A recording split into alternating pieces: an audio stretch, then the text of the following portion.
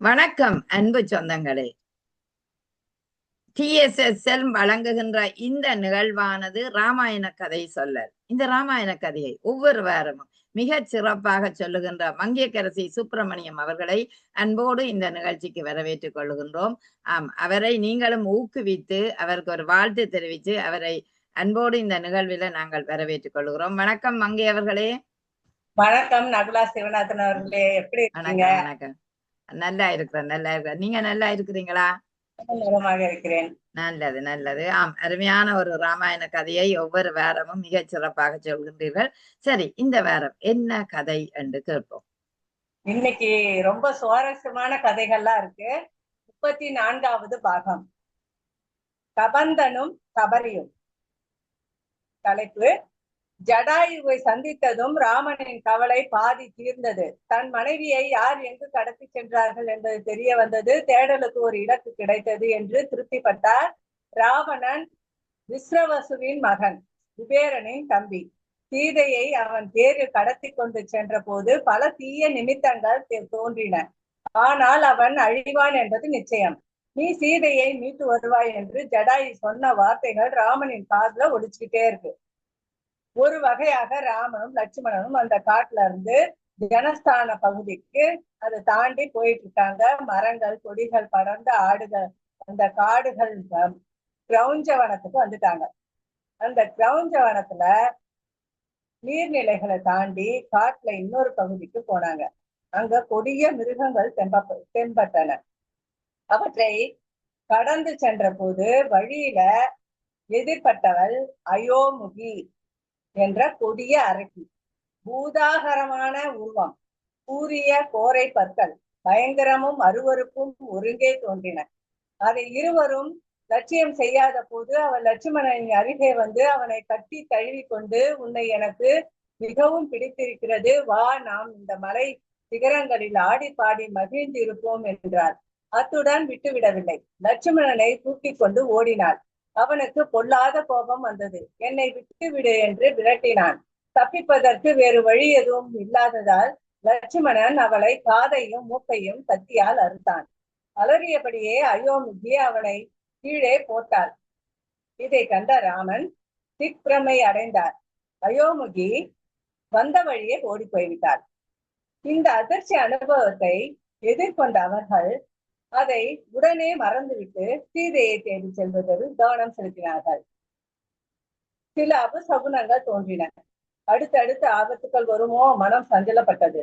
ஆனாலும் எப்பொழுதும் போல நல்லதே நடக்கும் என்று சொல்லிக்கொண்டு மஞ்சளம் அப்படின்னு சொல்லிட்டு பறவையின் கூவல், அந்த மஞ்சளம்ன்ற பறவையின் கூவல் வெற்றி அறிகுறியா, நல்ல சகுனமாது அது உணர்த்தியது அவங்களுக்கு. அதனால ஆபத்து அடுத்து காத்திருக்கிறது, ஆனாலும் நல்ல வெற்றி கிடைக்கும்ன்றத யோசிச்சுட்டு போயிட்டு இருக்காங்க. கற்பனை கூட செய்து பார்க்க முடியாத ஒரு அரக்கன். அவன் எப்படி இருக்கான்னா, தலை இல்ல அவனுக்கு, வாய் வயிற்றுல இருக்குது, மார்பில ஒரு கண்ணு இருக்குது. அந்த உருவத்துக்கு அவனும் பொருந்தாதபடி வெகு நீளமான கைகள்.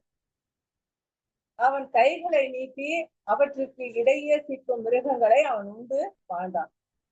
அந்த கைய நீளமா இருக்கிற கையில என்ன கிடைக்குதோ சாப்பிட்டுக்கிட்டு இருக்கான். லட்சுமணனும் ராமனும் திடுக்கிட்டு போனார்கள்.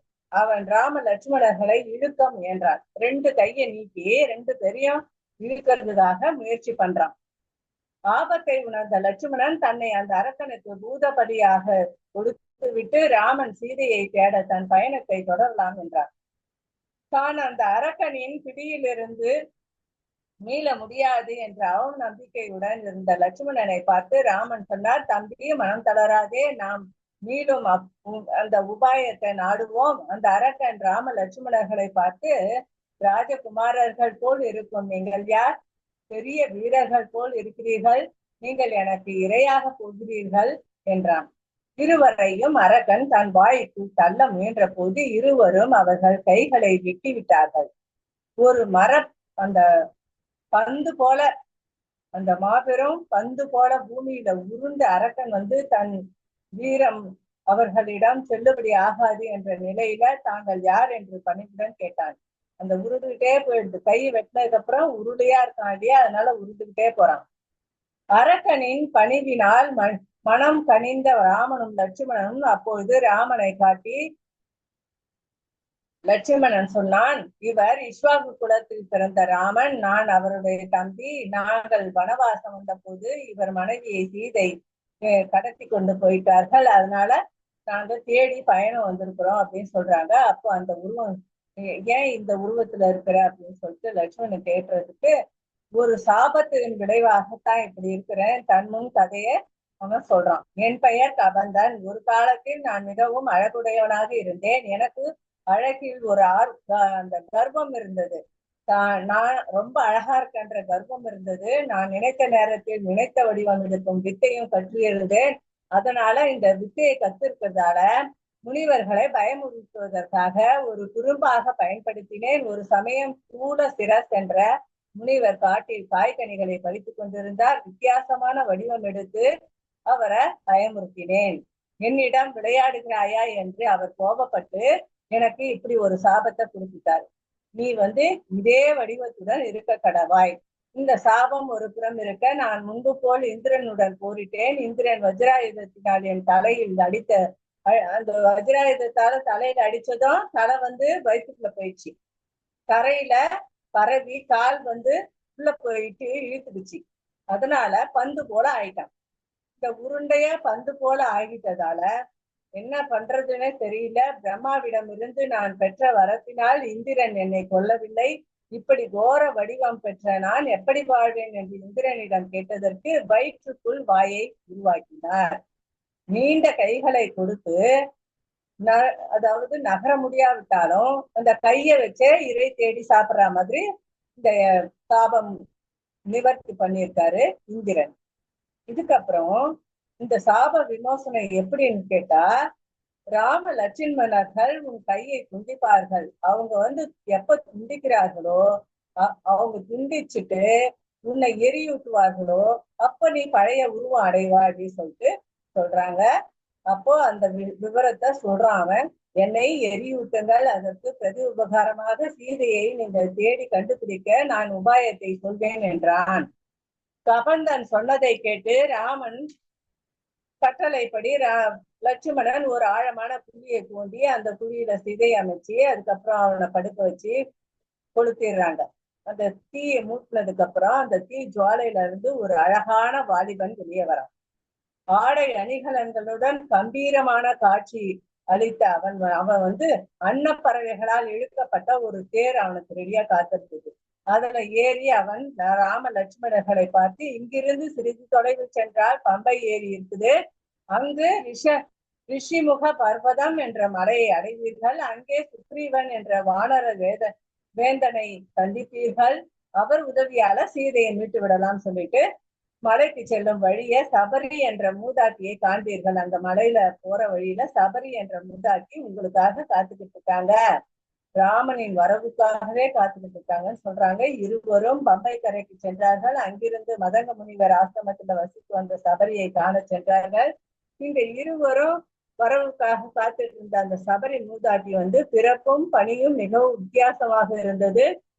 முற்பிறவியில ராஜகுமாரியாக இருந்தாங்க இந்த சபரி. வாழ்க்கையில் நாட்டம் கொள்ளாமல் பிறருக்கு பணிவிட செய்வதே இவளுடைய வேலை. ராஜகுல வாழ்க்கை இதற்கு இடம் கொடாது என்பதனால் ஸ்ரீவேணி சங்கமத்துல ஜல சமாதியாகி ஒரு மலை ஜாதி பெண்ணாக மறுபிறவி எடுத்தார். சபர் என்ற மலை ஜாதி பிறந்ததால இவங்களுக்கு சபரி என்று அழைக்கப்பட்டார். வயது வந்ததும் அவளுக்கு திருமண ஏற்பாடு நடக்குது. திருமணத்துக்கு முதல் நாள்ல வீட்டு வாசல்ல 2 ஆடு கட்டி வச்சுட்டாங்க. அந்த 2 ஆடு இந்த திருமண விருந்துக்கு வரவங்களுக்கு சமைக்கிறதுக்காக கட்டி வச்சிருக்காங்க. அத வெட்டி சமைக்க போறாங்க. ஜீவன்களை கொள்வது அவளுக்கு பிடிக்கவில்லை. எனவே அவள் வீட்டிலிருந்து வெளியேறி மதங்க முனிவர் ஆசிரமத்துக்கு அடைந்தாள். அவர் ஆசிரமத்துல வாசல்ல நீர் தெளித்து கோலம் போட்டு முனிவரின் ஆசிரமத்தை சுத்தப்படுத்தி அவர்களுக்கு வேண்டிய பணிவிடைகளை செய்து கொண்டு அங்கேயே இருக்கிறார். மதங்க முனிவர் அவருக்கு ராம நாமத்தின் பெருமையை சொல்லி ராம ஜபம் சொன்னார். ராமனின் வரவு அவருக்கு மோட்சத்தை அருளும் என்றும் ஆசீர்வதித்தார். அன்றிலிருந்து ராமனின் வரவை எதிர்பார்த்து சபரி காத்துக்கிட்டு இருக்கார். ஒவ்வொரு நாளும் ராமா வருவாரான்னு சொல்லிட்டு எதிர்பார்த்துட்டு காய்கனிகள்லாம் வந்ததுக்கு அப்புறம் எல்லாத்தையும் கொடுத்து மதங்க முனிவர் ஆசிரமத்துல திடீர்னு ராமன் பிரவேசித்ததும் அவருக்கு வியப்பு மகிழ்ச்சி தந்தது. தன் ஜென்ம சாபல்யம் அடைந்தது, அந்த ஜென்மம் சாபல்யம் அடைந்ததுன்னு சொல்லிட்டு சொல்றாங்க. ராமனும் அவரை பார்த்து, தாயே நலமாக இருக்கிறீர்களா, இங்கு உங்களுக்கு தேவையான வசதிகள் இருக்கிறதா என்று கேட்டார். ஆம் என்று சபரி சொல்றார்.